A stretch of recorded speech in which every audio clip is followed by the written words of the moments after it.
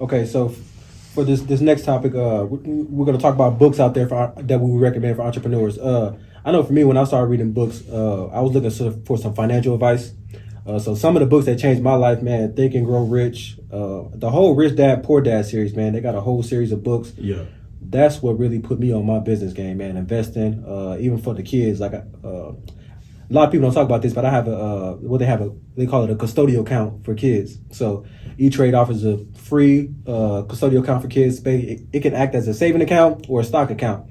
So I have a custodial account for my son, where each month, I put money into his account, buy him stocks. Like for Christmas, I bought him a couple shares of Apple. So for anybody out there, looking to start some wealth with their kids, I would recommend starting an E-Trade custodial account. Oh, we definitely have to talk about that. Yeah, but as far as some of the books, Think and Grow Rich, and I would recommend every book from the Rich Poor Dad series by Robert Kiyosaki. Do you have any books that you recommend for entrepreneurs? Man, it would definitely be the Charlemagne Black Privilege book. Okay. It really got to my heart. It grasped me in a different way because, usually when I'm reading books, it's about just want to do some money or success and things like that. Mm-hmm. And that one grabbed me in the whole mental mindset and helped me, kind of speak better, understand better how, sometimes you're hurting people with some of the things you say. Yeah. So, I would definitely give it up to Charlemagne on that one because that's probably my number one book right now that I just love, for real. Okay. Y'all go check that out. For some financial advice, Think and Grow Rich in the Rich and Poor Dad series. And if you're looking for some mental health, check out that Charlemagne Black Privilege. Yes, sir. All righty. Get into the next question. I was going to ask, like, for you as your inspiration to become an entrepreneur, where did that come from, or was this the plan? Or because for me it wasn't. I feel like my hand was forced to get into business. I never thought for me it was either hit the league or get my degree and live the middle class life. I was kind of forced my hand into business. So for you, was this the plan, or how did this come about? What was the inspiration? I mean, entrepreneurship was definitely the plan. It was no other. There was just no other way around it. Yeah. I always knew that I was going to be able to make a ton of money by being who I am. Yeah. And by standing on my own principles. But I just my thing was I never knew how to actually execute it. Yep. I just always told myself, man, I'm gonna be a boss one day. Like, what I mean? I'm gonna work for myself. But the thing is, though, sometimes you try to go through life and you try to do everything else that they say takes to get there. Mm-hmm. Excuse me. But what had happened is, man, I had found myself more, and I ended up finding out that people buy in more to when you're being yourself. Exactly. And I'm gonna show you an example. So when I first started Mew Haters, man, I used to sell hoodies like $20, $25. Mm-hmm. You know what I mean? And I used to sell out to North. Be honest with you, when I first sold my merch, bro, I didn't care about nobody else buying it except for the people on the Northeast side. Yeah. If I could go to my grandma's house and see homeboy walking down the street with a hoodie on or a shirt, I did my job. If my little brother was texting me saying people at his school was trying to find a hoodie because he wore one, that was me doing my job. I never thought about all the crazy money for it or being in fashion shows. That corny shit wasn't me. Yeah. You know what I mean? And that'll take you a lot further when you're not doing it for the money. I always told myself, they said, I remember I did an interview with Mama Rosny magazine years back. This was like when she first started. Okay. And and I remember she was asking, who do you really make your merch for? I said, man, the hustlers. I said the dudes and I ain't talking about the drug dealers, how they try to play. And I'm not talking about Mama Rosny. That's not what I'm talking about. I love her. But I'm just talking about in general, when people hear the word hustle, they think number one, drug dealer. And I'm like, man, hustle is anybody that has to get up every day and go bust your ass to put some food on the table or to take care of your family. Yeah, ain't no discrimination. There's no discrimination. The man at the McDonald's can be the best hustler. There you go. He's flipping the best patties and everything. So that's where you coming to get it. Yeah, I always just wanted people, the everyday person, to be able to afford my hoodie and feel like, man, make me feel like something. You know what I mean? So that was my main thing on it. I didn't care about nothing else. That's dope. I had plenty of opportunities to do the fashion show looks and all that. It just was never me. So it was like I was going to be doing some corny shit trying to fit in. That was just never me. Yeah. And we talked about misconceptions about being an entrepreneur, but I want to talk about some of the perks, some of the things that might motivate a person to be an entrepreneur. What do you say? What do you think are some of your favorite perks of being an entrepreneur, just being in business in general? Man, I would say honestly, it's earning people's support. making people change their mind about you, really showing everybody that the stuff that you told them or the stuff that you believe in was going to happen, and it's happening. Yeah. Seeing your mom being happy about not having to worry about you financially or being in the streets. Having my brother tell me that, dude, you need to keep going. I like what you're doing. That's the little stuff like that. Yeah. That gets to me more. I mean, I done seen some checks, don't get me wrong. Yeah. But, man, just really, because, man, coming up, when we came up, man, it was, it's only so many routes you was going to go. Yeah. You know what I mean? It's only so much routes. Yeah.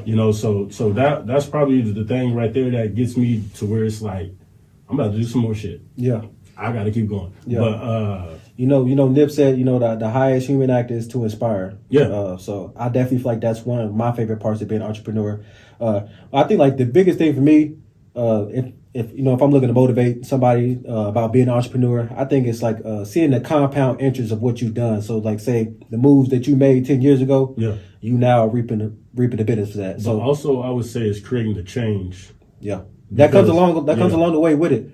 But staying down. You know what I'm saying? Staying down when you're doing something, then seeing the benefits of that, it ain't no feeling. And I'll be honest, man. I used to see the thing that shocks me more is like today, like I'll probably get a random message from somebody that I used to look up to probably in high school. I used to think that, man, dude, a baller. He was that. But you get to hear people say, man, dog, seeing you do it is like helping me. Yeah. You know what I mean? Like I even got NFL guys. They got multi-millions of dollars in their bank account. And he'll hit me up, be like, bro, I like your business, like your focus, your grind. Like, and homie got all the money in the world. He can go do everything I'm doing, twice as big. But he said, bro, it ain't even about the money. He said, bro, when you see somebody just really doing it, that's what you got to respect. Like, bro, like my dogs will tell you from Coffeeville, all my boys, they'll tell you, like, man, I always been a hustler. I ain't never asked for a penny. I always was trying to find ways to where like, hey bro, if I make you 100,000, can we break bread? Yeah. Like I ain't never told nobody I was gonna give you like 30,000, 40,000. No, dog. Like I'm straight up. We straight. If we can't hustle talk, all that big cocky talk. Yeah. I ain't with that shit, man. Facts. It's because and the reason I'm not is because, man, I've been in rooms with dudes that's really doing the business thing. It's really doing, like, man, I was in the Super Bowl party with Ray Lewis, Adrian Peterson, Roger Clemens, and like, man, I'm sitting in the room with dudes that's really got this. Yeah, like Nip say, man, put your lawyer on the phone. We can make it real. Like for real, man. Like I think that's the blessed thing. Like I've been in some rooms, man, to where like I probably shouldn't even be there. Yeah. Like I was chilling with Dave Chappelle and Erykah Badu. Like that's crazy. Like you know what I mean? So it's like, man, and when people see that. From like, oh man, that's Marcus that was on Screws. He like, dog, that's why I do it. That's another thing about business. No matter whether you think people see it or not, man, you out there inspiring somebody, you don't even know it. Yeah, you won't even know it.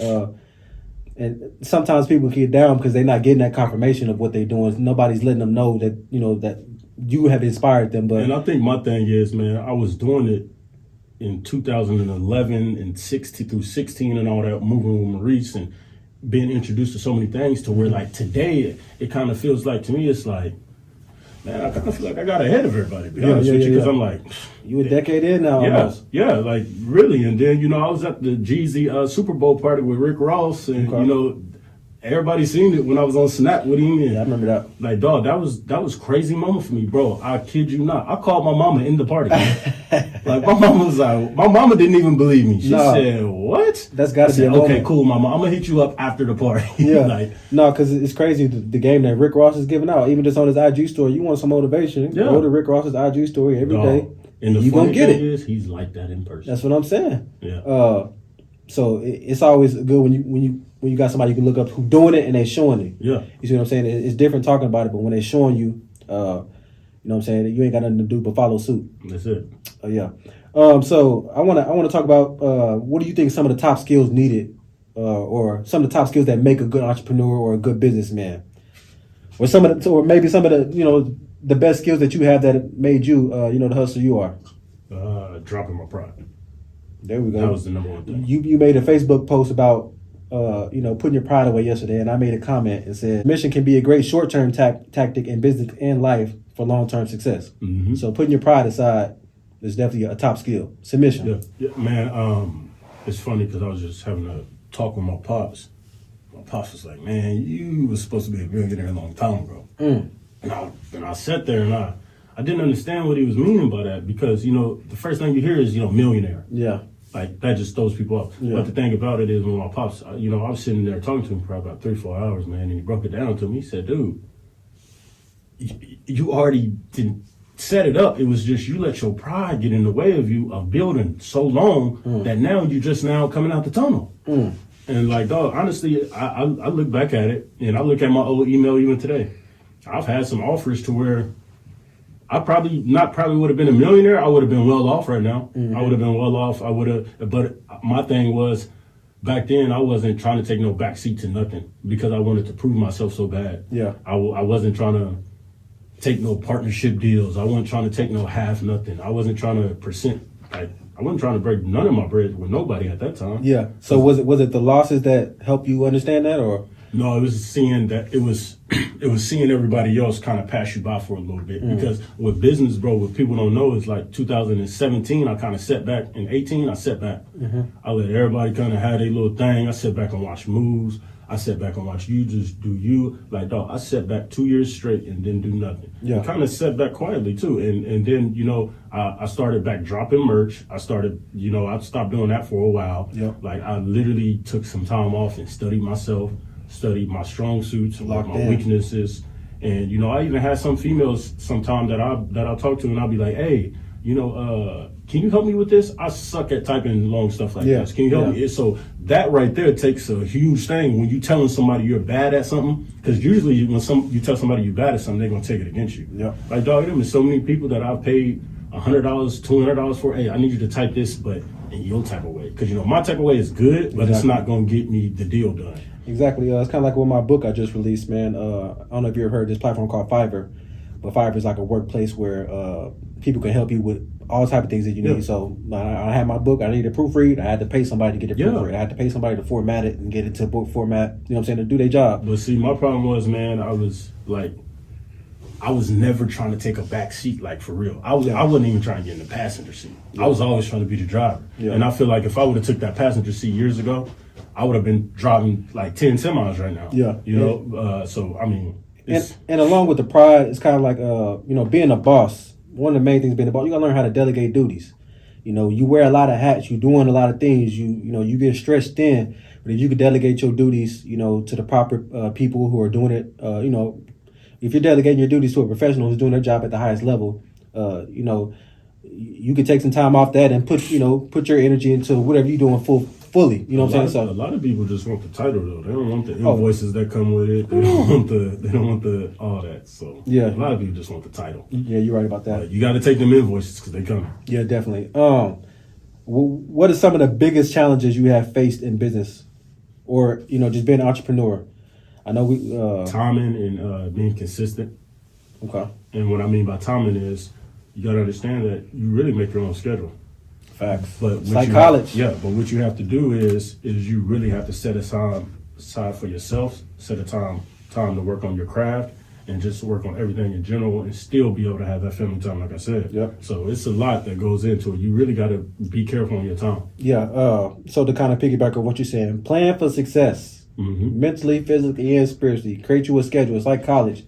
And sometimes you got to turn your phone off. Exactly. Like, dog, I started this thing last October. I remember I texted my mom and all my siblings in the group message, hey, yo, I'm about to start this thing where 1 hour a day, I turn my phone completely off. I don't respond back to nobody. It's called a me time. Yeah. And whether but I got to do something like reading a book, whether that's me just writing out some stuff, I do something to where it's just me. Yeah. Whether that's me watching a Marvel show, but I got to turn your phone off and you got to really zoom in with yourself because if you don't, your phone is very addicting. Yeah. Social media, very addicting. Facts. Sometimes you got to take a social media cleanse. Facts. Like, for real, it's really like that. I know last couple times I've texted you, I've seen your notifications setting. Bro, like disturbed. And people will tell you, man, I'm the dude. I keep it on the D&D, bro. Because most of the time, it's like, this is what I found about myself. It's dope how Apple's done that too. Yeah, it's just me. This is how I do. So I found myself always grinding, but then let one phone ring come, I'm answering it. I'm always answer because I used to always want to be on the phone. So I'll be like, yeah, what's up? But then I let that knock me off 3 to 4 hours, and it's like, man, I forgot what I was even doing. So that's why I started my whole hour with no phone. Yeah. So guys, plan for success. I forgot the quote where they say if you plan to fail, Shit, I forgot it. Yeah, you don't plan, you ain't gonna eat. There you go. They're plain and simple. But to kind of get into as we enter the end of this conversation here, this is a big question I want to talk about. So I want to talk about the times we are in as entrepreneurs. Man, I want to talk about the times we are in as entrepreneurs in history. You know, it's the year 2022, and this technology has empowered us in so many ways.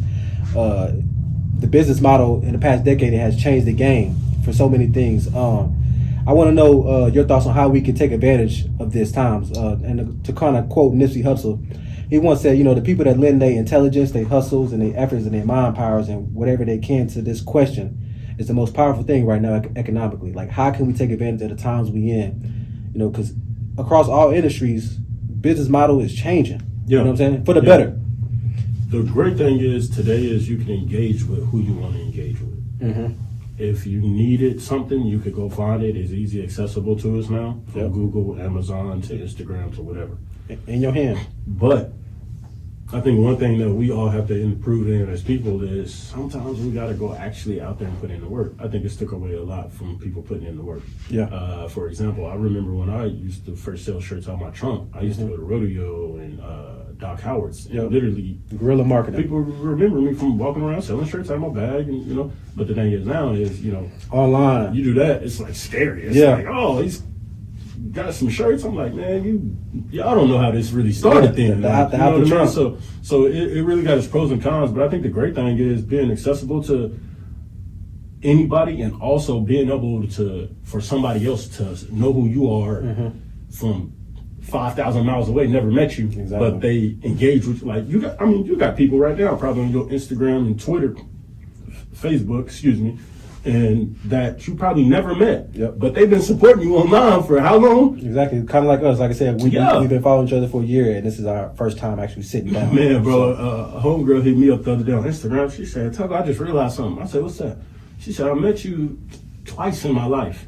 She said, I've had you on Instagram, since you've had one, and we talk like, she said, cool. You would think that you've seen my kids being raised, and it's like, I've never even met your kid. But so that's what I'm saying. It's so amazing with Instagram and everything that we have at our fingertips. Is just we really just got to use it. Like now, it's really just saying who can really hustle and who can just type it and what type of hustle you are. It's gonna show now. But kind of like you spoken with the technology, kind of things are more fast paced now, so it kind of leaves out some guerrilla in the market. But man, if you could combine the two, man, you and make yourself a disciplined hustler. Hustler. You won't work for nobody. Exactly. But my answer would be, man, kind of just educating, but also ownership, man. I feel like the metrics for success has changed. It's not about what you grossing no more. What your salary like, what you own. Yeah. Do you got equity? Mm-hmm. So I feel like, are you in the red? Are you in the green? There we go. You know what I'm saying? Are you investing in stocks? You know what I'm saying? But yeah, like I said, educating and ownership, I think, are some of the answers to those questions as far as taking advantage of the times we in. But I think a lot of things we got to prepare ourselves too is for, when you do go get that LLC and you start making that money and doing things like that, it's going to be some sharks that's coming. Ooh. And I think that's another part we got to educate ourselves, is because we have to learn how to negotiate for ourselves. Exactly. And I learned how to negotiate just from working in the car business for 10 years. Mm-hmm. But you got to think about the person that hasn't been in the business field. They've probably been building up this brand, which is going great. Yeah. But you got to be able to negotiate for yourself. Yep. You got to be able to know when this offer is good for you. Somebody might offer you $20,000. Say, hey man, I believe in what you do, but I need 80%, $20K. Because I've had it done, man. I've had people come to me and say, hey man, like it's the Shark Tank. No, like for real, man. Oh, I give you 10K. I'm gonna take 40% of the company. I'm like, dog, I made 10K like the last 2 months. What are you talking about? Like, and they ain't counting the hard blood, the blood, sweat, and tears that you put in to build that. That cost. So that's what another thing I want people to get ready for, is because building an LLC is just the first step. Yeah. You know what I mean? You got to have the negotiation skills, and you got to be able to talk business, and let's work on our customer service. It's number one, because that got to be the number one. I always say my customer service and that's the resume of my business. I always say my customer service and that's the resume of my business. But another thing I want to speak on, man, is because I've been seeing it more, is like people don't understand how much your personal social media has to do with your entrepreneurship. Oh yeah, definitely. Even like with the young athletes, clean your page up. You for real have to. Like, I learned that young. You know what I mean? You got to clean your page up because that might stop you from a lot of sales. Yep. And you got to sometimes stop being so political online. Let them argue about that. Yeah. Leave that to the Facebookers. Don't let your money don't mess the bag up by trying to just negotiate and prove a point. Exactly. I mean, how many times have we seen even I guess I've seen on social media you might see like a school teacher say something crazy political. Next thing you know, now they fired because what they said went viral. You see what I'm saying? Like, I mean, for example, I've seen the people that play young Dolph in the classroom, and the teacher and the professor got fired after that. Yeah. So that's what I'm saying. It's like that was okay to play Dolph, but the thing is, though, you still at the end of the day have to understand that hey, Dolph's he's an artist. Yeah. You know what I mean? He's taking care of his craft. You got to be able to protect your craft, and your craft at that time is whatever your hustle may be. So yeah, definitely. Another thing too, I want to talk about as far as with the LLCs, man, the motherfuckers don't talk about taxes. Now, I learned that this ain't being prepared for them taxes, paying your taxes. It sounds easy to go start an LLC, but when you got to pay them taxes and IRS hit, Uncle Sam hit you with it, it's different. Because in business when they don't like payment plans, they want that money right now. Exactly. They might give you an extension, but that's about it. That's it. Yeah. But I think that's something that needs to be talked about because when you own a business, you have to literally put aside the money for taxes. Oh yeah. And then when tax season comes around, you got to pay it. It ain't like when you got a job and they take it out before you get the check. You got to have the discipline, be a disciplined hustler, a disciplined businessman. Man, I remember I got like a $20,000 check. I got a $20,000 check, and then Mo was like, "Man, you better put taxes back." Man, I said, "What you talking about?" He said, "Food taxes didn't come out of that." He said, "That's for your business." He said, "Dog, put some money back." He said, "Matter of fact, save $12,000. Go put it up right now." Yeah. I was like, "Dog, I thought this was 20 that you said I can keep." He said, "Nah, dog, you don't worry about taxes." And ever since that day, every time I get like a big or a check that I think is okay, I think in my head, I'm like, Yep. I'm just saying. And trust me, you'll feel different after you pay them taxes, man. You gonna really feel legit. You gonna really feel like a boss when you pay. It's gonna give you that different feeling. You gonna walk in Quick Trip different. You gonna walk in there different. Yes. So taxes, y'all pay y'all taxes. Money management, be prepared. Always, advise yourself with a tax legal person that that has expertise in this area if you need the help, man. Not homeboy up the shit. Get somebody that's real knows what they're doing. Exactly. Last couple questions, man. I want to know, this podcast is named Collaboration over Competition. We've obviously displayed collaboration over competition in our interactions, but what does collaboration over competition represent for you? And what do you think as far as like this idea of collaboration over competition, how it could, benefit us in the future? Because I feel like this is something, that is, I feel like this is something that's we need towards the future to bring us together, man. I would say it's great because I'm glad you even shared it to everybody. We collabed before we even met, and that was just right off the strength of having a good name for yourself. You know what I mean? Face card, yeah. You ain't got to worry about the bad blood relationships. You ain't got to worry about somebody dragging homeboy name down because homeboy do his work. Homeboy stand up for everything he's saying. He stand on his principles. Yeah. So I think it's really important because these days, man, everybody think you're in competition. Yep. And my thing, one thing I fell back from, I ain't gonna lie, when I lived in Houston in 2016, I used to buy a lot of small chain jewelry. I used to stack them on top of each other. I thought that shit was fly. Yeah. Man, I don't even own no goddamn jewelry right now, man. I gave all that shit away. I mean, it just didn't become nothing to me. And that's the thing, everybody in competition on what you got on or what you bought. And I get it. I flex my house on Snapchat a lot. I do. Hey, no, but I flex it for a reason. But I flex it for a reason because it's like I know where I came from. Yeah. And y'all know where I came from. Yeah. So, but the thing about it is, other than that, man, I dress regular. I'm not out here with designer nothing. Yeah. I ain't got on designer nothing. I ain't got on. I used to have nice fancy cars. I even gave that crap away. It was just so much that wasn't even worth it to me no more. To where I don't need to be in competition with you.